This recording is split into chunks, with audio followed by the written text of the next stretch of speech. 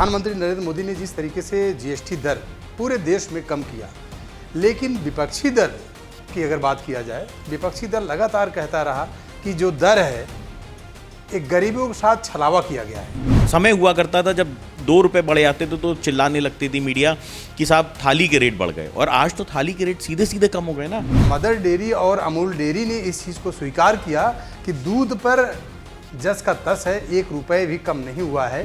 हमको और आपको ये समझना पड़ेगा कि दूध के ऊपर पहले जीएसटी था ही नहीं, तो ऐसी स्थिति में जब जीएसटी था ही नहीं, शून्य था, तो शून्य की चीज के ऊपर और शून्य कैसे हो सकता है। विपक्ष किस मुंह से बात कर रहा है जिसके कार्यकाल के अंदर 90% टैक्स हुआ करता था। कांग्रेस राज के अंदर 90% तक टैक्स दिया है व्यापारियों ने, इंस्पेक्टर राज झेला है व्यापारियों ने। आज 5% और 18% आने के बाद विपक्ष का रोना तो लाजमी है। समाजवादी पार्टी कोरी नौटंकी कर रही है, सिर्फ राजनीति करना चाहती है। वो चाहती है कि यहाँ पे धर्म के नाम पे दंगे हो जाएं। जिस तरीके से मुजफ्फरनगर जला था, आज पूरे देश को याद है वो मुजफ्फरनगर। महीने भर का कर्फ्यू लगा था। प्रधानमंत्री नरेंद्र मोदी ने देशवासियों को लेकर जीएसटी दर में कम करके बहुत बड़ी सौगात दी, लेकिन वहीं अगर बात करा जाए विपक्षी दलों की, विपक्षी दल लगातार आरोप लगाते रहे कि ये जो जीएसटी दर है ये सौगात नहीं बल्कि गरीबों के साथ छलावा किया गया है। और उसी पर ढेर सारी बातचीत करने के लिए हमारे साथ रोहित अग्रवाल जी हैं, और सबसे बड़ी बात है कि व्यापार प्रकोष्ठ के प्रदेश अध्यक्ष भी हैं।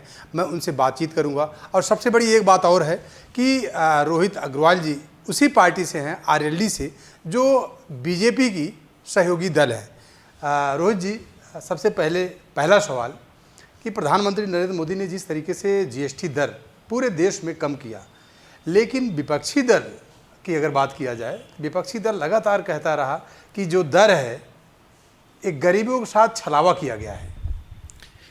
देखिए, जिस तरीके से प्रधानमंत्री जी निरंतर हर वर्ग के लिए काम कर रहे हैं, चाहे वो किसान हो, चाहे वो युवा हो, चाहे वो महिलाएं हो और व्यापारी भी, निरंतर जिस तरीके से देश के अंदर काम हो रहा है, ये कहीं ना कहीं हर वर्ग को छूने की कोशिश है और हर वर्ग के लिए ये फ़ायदेमंद है। और विकसित भारत को हम तभी देख सकते हैं जब हर वर्ग संतुष्ट होगा। देखिए, जीएसटी कम करने से ना सिर्फ व्यापारियों को लाभ होगा बल्कि एक मध्यम वर्ग को जो सीधे सीधे लाभ हो रहा है। क्योंकि एक समय हुआ करता था जब 2 रुपए बढ़े आते थे तो चिल्लाने लगती थी मीडिया कि साहब थाली के रेट बढ़ गए, और आज तो थाली के रेट सीधे सीधे कम हो गए ना। आपके घर की थाली के रेट अगर कम हो रहे हैं तो इससे ज़्यादा बेहतर और क्या हो सकता है। और विपक्षी तो चिल्लाएंगे, क्योंकि अगर बेहतर काम होता रहेगा तो जनता तो उनको नकारती चली जाएगी। और विपक्षी कब आपकी तारीफ करने वाले हैं? विपक्षी को परंतु ये समझना चाहिए कि विपक्ष का काम क्रिटिक्स का होता है, ना कि विरोध करने का। सिर्फ विरोध इसलिए मत करिए कि आपको विरोध करना है, आपको कम से कम जो अच्छे निर्णय हैं सरकार के उसके लिए तो कम से कम सराहना करनी चाहिए। परंतु विपक्ष क्या सब करे? विपक्ष को तो अपनी कुर्सी खिसकते हुए दिखाई पड़ रही है, तो ऐसी स्थिति में उसका विरोध करना लाजमी है। हम तो कहेंगे धन्यवाद प्रधानमंत्री जी, जिस तरीके से आपने व्यापारियों की आवाज़ सुनी, आपने आम जनमानस की आवाज़ सुनी, आपने आम जनमानस की थाली को सस्ता करने का काम किया है जीएसटी कम करके। आपके कपड़े जो आप पहन रहे हैं, रोज़मर्रा की जो चीज़ें हैं, दूध, पनीर, घी, आपकी कॉपी, किताबें, ये सब जब रेट कम होगा तो सीधे तौर पे आपको कहीं ना कहीं लाभ पहुंच रहा है। आप देखिए, इलेक्ट्रॉनिक आइटम्स, कारों के अंदर सीधे सीधे बड़ा डिफरेंस दिखाई पड़ रहा है हमको खरीद के ऊपर। तो विपक्ष का तो बिलबिलाना मुझे लगता है लाजमी है, क्योंकि विपक्ष को अपनी गद्दी फिर से सरकती हुई दिखाई पड़ रही है। रोहित जी, लेकिन एक सवाल ये भी बनता है, क्योंकि आपने कहा कि प्रधानमंत्री नरेंद्र मोदी ने सौगात दिया है तमाम सारी चीज़ों पर, लेकिन वहीं अगर हम बात करें बच्चों की जो स्टेशनरी है उस पर जीएसटी बढ़ गया, तो आखिर जो विपक्ष जो कह रहा है कि एक तरफ से मोदी जी ने जो किया एक लोक लुभावन वादा ही कहें, क्योंकि एक तरफ तो जीएसटी बढ़ा दिया स्टेशनरी पर, जो बच्चों की ज़रूरतें हैं तो होती हैं, चाहे कागज़ हो, चाहे पेन हो, ऐसी जो चीज़ें हैं उस पर जीएसटी बढ़ी हुई है। इस पर क्या कहेंगे? देखिए, ये विपक्ष का गुमराह किया हुआ नैरेटिव है। स्टेशनरी के ऊपर जीएसटी 12% स्लैब से घट के 5% हुआ है, तो ऐसी स्थिति में जीएसटी घटा है ना कि बढ़ा है। तो ये विपक्ष द्वारा गुमराह किया जा रहा है। विपक्ष द्वारा कहा जा रहा है रॉ मटेरियल के रेट बढ़ गए हैं, 18% हो गया है। अब आप इस चीज़ को सीधे तौर पे समझिए कि जब आप किसी भी व्यापार के अंदर आप रॉ मटेरियल खरीदते हो, आपको 18% का इनपुट मिलेगा, और जब आप उसको 5% पे बेचोगे तो आप अधिक रेट में बेचोगे ना। तो ऐसी स्थिति में आपका इनपुट सेट ऑफ जो है वो 5% के हिसाब से होगा, तो आपको कहीं ना कहीं उसका सीधे तौर पे लाभ मिलेगा। और अगर आपके पास इनपुट बचेगा तो वो जीएसटी विभाग आपको वापस करने का काम करेगा नगद के फॉर्म में। तो ऐसी स्थिति में ये विपक्ष का कहीं ना कहीं गलत नैरेटिव है, जो कहीं ना कहीं गुमराह करने का एक, जिसको कह सकते हैं आप षड्यंत्र है विपक्ष का, जो आम जनमानस को और इवन मीडिया को भी, क्योंकि आपका सवाल भी यही है कि जीएसटी बढ़ गया, जबकि सच्चाई ये है कि जीएसटी घट गया। और रॉ मटेरियल के ऊपर अगर जीएसटी बढ़ा है तो उसका इनपुट सीधे तौर पे व्यापारी को मिलेगा। तो सीधे तौर पे कहीं ना कहीं ये एक लाभ आम जनमानस तक पहुंचने का काम हुआ है। और ये विपक्ष द्वारा जो गलत नैरेटिव चलाया जा रहा है, ये जनता भी समझ रही है और जनता इनको इसका जवाब आने वाले चुनाव में ईवीएम के माध्यम से देगी। रोहित जी, इसी जीएसटी को लेकर अगर बात किया जाए तो बीजेपी के तमाम मंत्री मार्केट में उतरते हैं और मार्केट में उतरकर बहुत बड़ी उपलब्धि अपनी बताते हैं कि जीएसटी दर हमने कम कर दी और इसमें जो गरीब तबका है उसके लिए बहुत बड़ा फ़ायदेमंद है। लेकिन जब मैंने इसका रियलिटी चेक किया, ग्राउंड जीरो पर मैं भी जाकर कवरेज किया, तो पता चला कि मैंने अमूल से बात किया, मैं मदर डेयरी से बात किया, तो मदर डेयरी और अमूल डेयरी ने इस चीज़ को स्वीकार किया कि दूध पर जस का तस है, 1 रुपये भी कम नहीं हुआ है। इसको लेकर आप किस तरीके से देख रहे हैं? देखिए, स्पेसिफिक प्रोडक्ट की बात नहीं होती है। पनीर पे जीएसटी कम हुआ, हाँ, ज़ीरो होने का काम हुआ। आपको देखना पड़ेगा दही के ऊपर जीएसटी कम होने का काम हुआ हमको। और आपको ये समझना पड़ेगा कि दूध के ऊपर पहले जीएसटी था ही नहीं। तो ऐसी स्थिति में जब जीएसटी था ही नहीं, शून्य था, तो शून्य की चीज़ के ऊपर और शून्य कैसे हो सकता है? तो ये जो नैरेटिव है मैं आपको बता रहा हूँ, सीधे तौर पे आम जनमानस की थाली सस्ती हुई है। आप अगर रेस्टोरेंट में जाके खाना खाते हैं तो पहले आपको 18% जीएसटी देना होता था, आज आपको 5% जीएसटी देना है। अब आप मुझे बताइए कि क्या आम जनमानस की थाली सस्ती हुई कि नहीं हुई?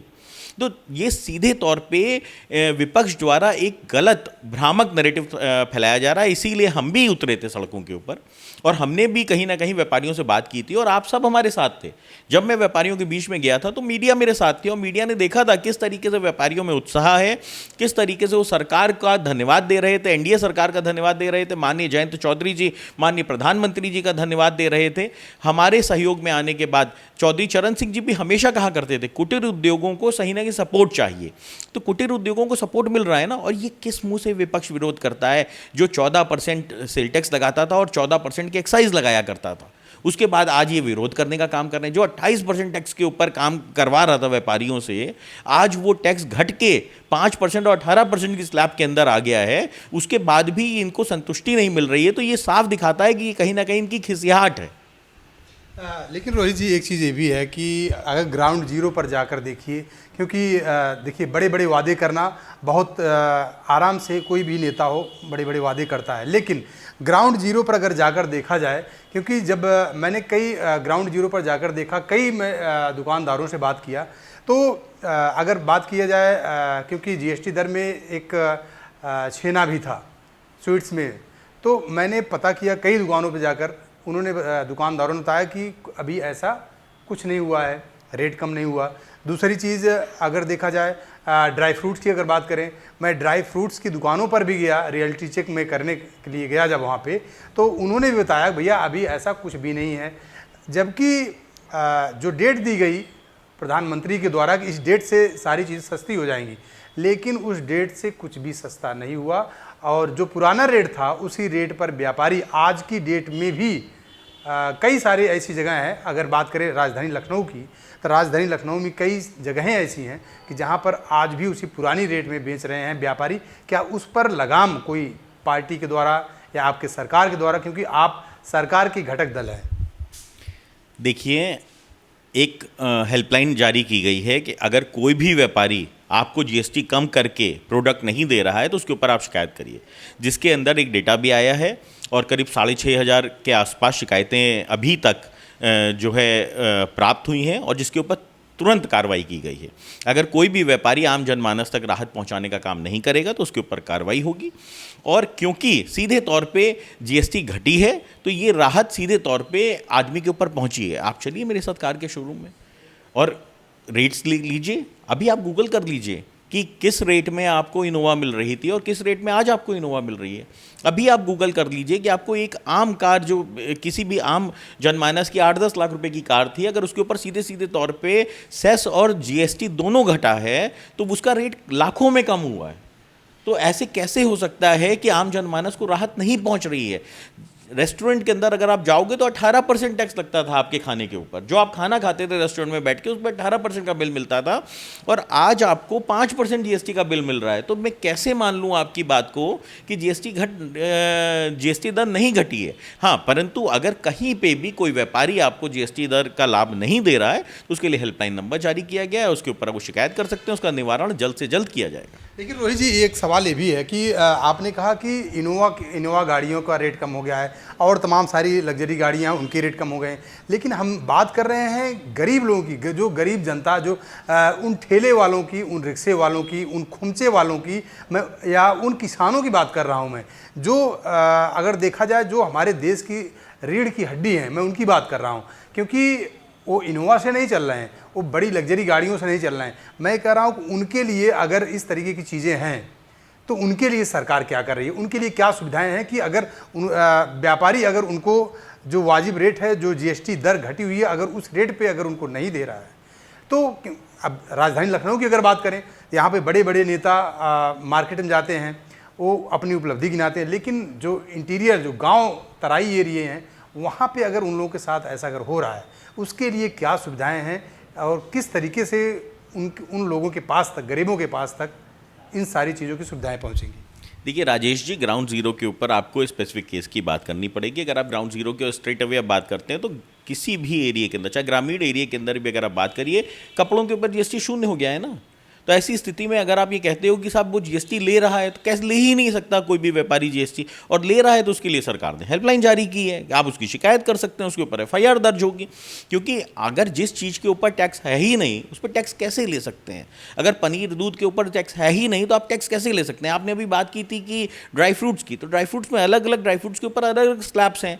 पहले काजू के ऊपर 12% जीएसटी थी, आज 5% जीएसटी है। तो ऐसा कैसे हो सकता है कि दुकानदार ये कह दे कि साहब हमारा रेट तो कम हुआ ही नहीं है? ऐसा तो संभव ही नहीं है ना। तो जब आप जीएसटी के रेट्स देखोगे और आपको सीधे तौर पे कमी दिखाई पड़ रही है तो ये आम जनमानस की राहत की चीज़ है। आप आज बताओ जी, किस घर में इलेक्ट्रॉनिक आइटम नहीं है? क्या मुझे एक घर बता दो जिसके पास मोबाइल ना हो, एक घर मुझे बता दो जो घड़ी ना पहनता हो, एक घर मुझे बता दो जो कपड़े ना पहनता हो। तो ऐसी स्थिति में सीधे तौर पे हर घर तक राहत पहुंची है, तो उसको सेलिब्रेट तो करना बनता है ना, और सेलिब्रेट करेंगे भी।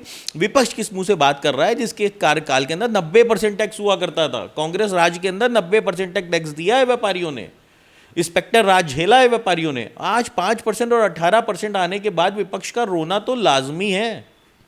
रोहित जी, आज की बड़ी खबर है, समाजवादी पार्टी का एक डेलीगेशन बरेली जा रहा था और उसके जो अगर देखा जाए नेता प्रतिपक्ष, उनको हाउस अरेस्ट कर लिया गया। इसको आप किस तरीके से देख रहे हैं? क्योंकि डेलीगेशन बरेली जा रहा था वहाँ पे वास्तविक जानकारी करने के लिए और उसको हाउस अरेस्ट किया गया। आप एनडीए के घटक दल हैं, किस तरीके से देख रहे हैं इसको? समाजवादी पार्टी कोरी नौटंकी कर रही है, सिर्फ राजनीति करना चाहती है। वो चाहती है कि यहाँ पे धर्म के नाम पे दंगे हो जाएं।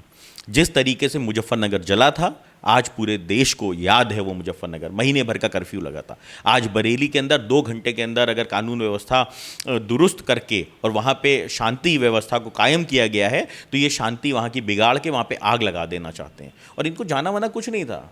अरे प्रेस रिलीज़ दे के कोई जाता है क्या? प्रेस रिलीज़ दे के कोई जाता है कि हाँ साहब कल हम ये जाएंगे वहाँ पे और साहब वहाँ पे हम निरीक्षण करेंगे? कि समाजवादी पार्टी के कार्यकर्ता नहीं है क्या? विधायक नहीं है क्या बरेली के अंदर? उनका सांसद नहीं है क्या बरेली के अंदर? या पूर्व सांसद नहीं है उनका? कौन नहीं है? समाजवादी पार्टी के पास क्या झंडा उठाने वाला कोई नहीं बचा है बरेली के अंदर जो उनको यहाँ से जाना है वहाँ पे? सिर्फ नौटंकी करने के लिए ये जाना चाहते हैं वहाँ पे, बरेली को जलाने के लिए जाना चाहते हैं। क्या ग्राउंड जीरो के ऊपर समाजवादी पार्टी का खुद का कार्यकर्ता इन्वॉल्व था जो अरेस्ट हुआ है दंगा फैलाने के अंदर? वो क्या करने जा रहे हैं वहाँ पे? आग लगाने के लिए जा रहे हैं वहाँ पे, लोगों के घरों के अंदर आग लगाने के लिए जा रहे हैं। जिस तरीके से एक मौलाना ने 18 साल के गरीब बच्चों को गुमराह करके अद्धा पिकवा दिया, आज क्या हो रहा है? उनके ऊपर कार्रवाई हो रही है ना। उन मासूम बच्चों की क्या गलती है जिनको गुमराह करके आपने अद्धा पिकवा के मुजरिम बना दिया आपने? और आज यही समाजवादी पार्टी करना चाहती है कि वहाँ पे आग लगाना चाहती है कि आम जनमानस जलता रहे और ये अपने 5 स्टार दफ्तरों में बैठ के मौज करें और काजू बादाम खाएं। तो ऐसी स्थिति में सरकार का रोकना, इनको रोकना ये लाजमी और ये प्रशासन का काम होता है। प्रशासन को जब ठीक लगेगा तो समाजवादी पार्टी जब चाहे तब जाए, परंतु समाजवादी पार्टी कोरी राजनीति करने कम से कम बरेली ना जाए। रोहित जी, आखिरी सवाल, आप एनडीए के घटक दल हैं और बिहार में विधानसभा का चुनाव होने जा रहा है।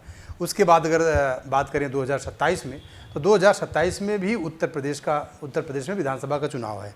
लेकिन जिस तरीके से एनडीए घटक दल में आपसी कलह देखने के लिए मिल रही, क्योंकि मैं आपको बता दूं कि चाहे सुभाषपा के ओम प्रकाश राजभर हों, चाहे निषाद पार्टी के संजय निषाद हों, या आरएलडी की बात किया जाए, तो अभी देखा जाए तो संजय निषाद भी तमाम उठापटक के दौर से गुजर रहे थे, या ओम प्रकाश राजभर भी।